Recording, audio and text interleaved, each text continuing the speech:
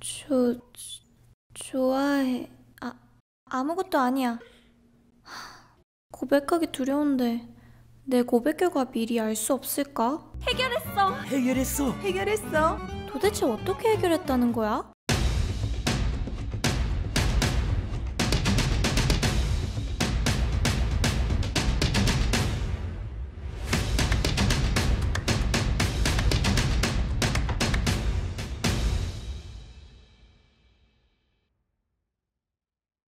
안녕하세요. 이민년 2022년 개축생분들 그동안 3년 동안 좀 삼재로 인해서 만약에 고통받은 분들도 있을 것이고요. 하지만 이민년에는 보통 운으로 가는 것 같아요, 사실. 근데 나가는 삼재만 잘 풀어내세요. 운은 잡아갈 수 있어요. 근데 지금 나가는 삼재 또 계획하시는 분들도 있을 거예요. 금전에 대한 거, 뭐 문서, 뭐 애정에 대한 거나 또 이혼하신 분들도 있을 거고요. 근데 개축생 분들이 과하지 않았으면 좋겠어요. 그것만 해도 성공할 것 같아요. 금전수는 버텨야 돼요. 일을 크게 벌리는 것보다는 있는 자리를 보존하는 게 좋습니다. 그리고 금전운이 좋지 않다라는 달. 이거는 3월달, 7월, 8월달을 조심하세요. 과한 투자나 과하게 로또를 사지 마세요. 좋은 달은 따로 일러드릴게요. 대신 이때는 조금 조심하라는 것 뿐이에요. 알고 가는 게 좋으니까요. 그리고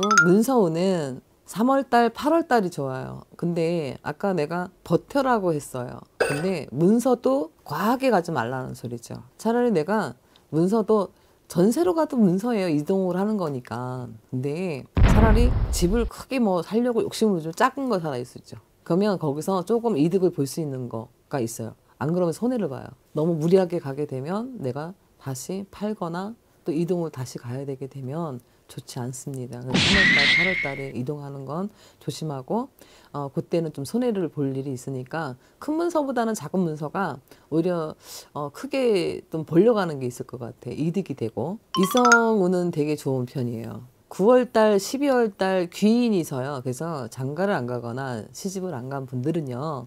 그때 소개를 받거나 귀인이 서서 결혼하시는 분들이 있을 거예요. 재혼 포함인가요? 그렇죠. 재혼도 포함이에요. 9월달, 12월달에 귀인을 꼭 잡아갔으면 좋겠습니다. 이동수는 좋은 달은 5월달이에요. 5월달은 되게 좋습니다. 그러니까 그때 선택을 해서 잘 가시면 괜찮을 것 같아요. 이거는 올해 만약에 이민년에는 5월달 외에는 이동수가 안 서요. 이 분들은 다 똑같습니다. 12달 중에 제일 크게 편이 되는 달이에요. 5월달이.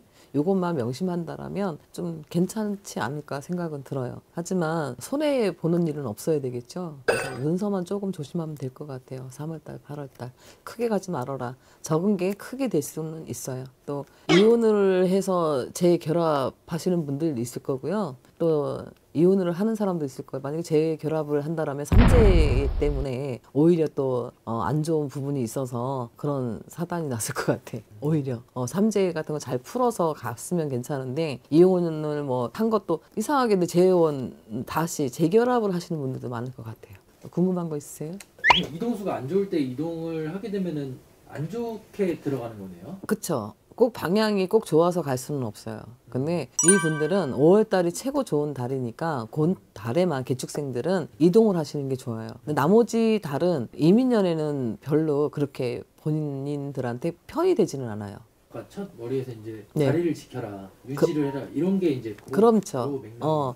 뭐 사업하시는 분이나 또 뭐 이렇게 확장하는 것보다는 그 자리를 잘 보존하게 되면은 오히려 가을 정도에서는 내가 잘했구나 나 자신한테 칭찬을 하는 경우가 많아요. 오히려 뭐 투자하거나 막 이런 거는 없고 오히려 아까 내가 금전수 같은 거는 좀 조심해야 될 거 이런 거는 3월달, 7월달, 8월달만 큰 투자를 하지 마세요. 감사합니다.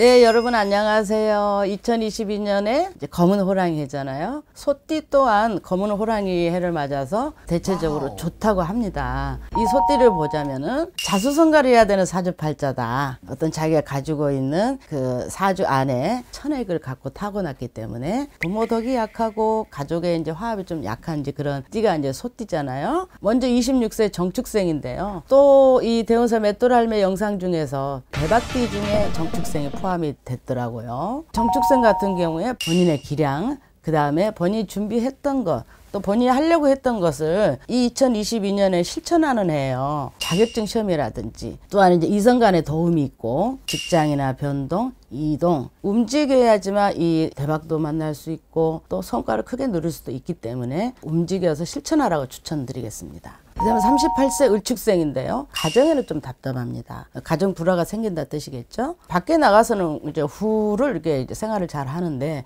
집에 와서는 답답함을 느낍니다. 남자든 여자든지 간에. 그래서 어떤 그런 것들이 금전의 재물 쪽으로 발목을 잡을 수 있기 때문에 을축생의 경우는 산신의 치성을 잘 드리고 공덕을 잘 드리고 이 가정을 잘 지켜나간다면 그런 대로 무난하게 나겠지만 그렇지 않으면은 여기 이별수도 낄 수 있고요. 별거수도 들을 수 있습니다. 다음은 50세 개축생인데요. 이 개축생의 운세, 이민년의 운세는 남녀를 막론하고 기인성이 비친다. 그래서 하늘의 어떤 기인의 별이, 태극의 별이 개축성을 비추고 있습니다. 안 좋은 일이 없겠죠. 이럴 때는 어떻게 하느냐, 실속 있는 대처가 필요합니다. 그동안 자신이 없었던 것, 또 꿈만 꾸었지 실행하지 못했던 것, 그래서 어떤 여러 가지 제재를 당하다가 억눌려 있었던 것. 그래서 이제나 저제나 기회만 노리고 있다면 이민년에는 질러야 됩니다. 탁 지르세요. 더불어서 남자는 동남쪽, 여성 같은 경우는 남쪽 방향에 재물과 기인이 널려 있다. 이런 경우에는 이직, 문서, 취득, 매매, 창업 등을 이루어질 수 있는 그런 한 해라고 볼 수 있겠습니다. 62세 신축생의 경우에요. 상길성, 중길성, 하길성, 오륜길성. 이 말은 곧 빌지 않으면 나기 힘들다. 그래서 옳은 길로 인도하시라. 양갈래의 길이 있으면 내가 어느 길을 선택해야 됩니다. 60이 넘은 나이임에도 불구하고 기량이 튼튼하고 강할 수 있습니다. 그래서 공으로 살아야 된다. 그래서 험난한 시절을 어떻게 이겨냈느냐. 지금 내가 자타공인을 하는 사람 같으면은 그래도 빌어야 되고요. 그렇지 않고 내가 힘이 들어서 이제부터 지금부터 이런 분들 꽤 많이 있습니다. 그런 분들은 이제 산신의 공덕을 많이 드려야 되고요. 또 조상님의 대우를 통해서 자기의 공을 업을 또 닦아가고 발언하는 어떤 그런 면에서 이민년에는 행운의 고진감래를 느낄 수 있다. 고진감래의 해이다. 힘을 내시고 질주하시기를 부탁드리겠습니다. 74세 개축생의 경우는요, 뭔가를 정리하고 해결하고 뭔가 이제 안정을 찾아가는 그런 나이이기도 하지만 진짜로 2022년 이민년에는 그런 해입니다. 2, 3년 동안에 해결하지 못했던 관제소송 문제, 억울한 일이 해결되지 못한 문제, 금전에 걸려 있었던 일들, 그래서 시시비비 이걸 가려내는 해라고 볼 수 있고요. 또 그런 것들이 하나하나 해결되는 해입니다. 하지만 이제 이분들한테는 그렇게 신경을 쓰고 많은 스트레스로 힘이 들었던 부분인 만큼 자기 자신을 돌보지 못한 것들이 있습니다. 자신의 건강을 체크하셔서 건강한 한 해가 되시길 기원합니다. 지금까지 2022년 이민년에 소띠 여러분의 운세를 간략하게 봐드렸는데요. 좋은 일도 있고 나쁜 일도 있겠습니다만은 나쁜 일은 잘 제쳐가시고 좋은 일은 잘 누리시길 바랍니다. 맷돌할매였습니다.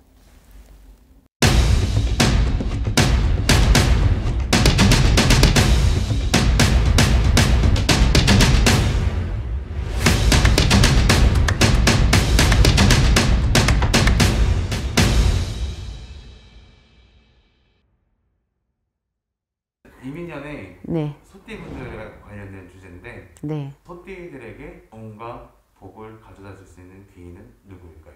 자, 소띠 같은 경우에는 어떻게 보면은 굉장히 우직하고 또 어떻게 다른 좋은 면으로는 우직하고 나쁜 면으로는 또 미련해요. 또 어떤 면으로 보면은 고집스러운 면이 있어요. 그래서 이 소띠분들이 건강으로 보면 혈액순환이 잘 안 돼. 혈액순환이라는 거는 모든 부분에 있어서 재수와도 연관이 돼요. 재수와도 연관이 된다는 거는 금전의 순환, 건강의 순환, 인간의 순환, 모든 순환을 뜻합니다. 근데 이 순환을 돕는 거는 소띠한테 지띠, 용띠, 내년 이민년에는, 범의 해운에는. 그렇기 때문에 범과 소와 용과 쥐가 적절하게 만나서 소가 우뚝 서는 형국이다. 그렇기 때문에 오행이 다 돌아가는 형국이야. 그래서 이 소띠분들 같은 경우에는 내년에 용띠를 만나고 쥐띠를 만나면 크게 탈 없이 금전의 문도 열리고 기인의 덕도 보고 그 다음에 사업으로 재수로 크게 열리는 형국이다.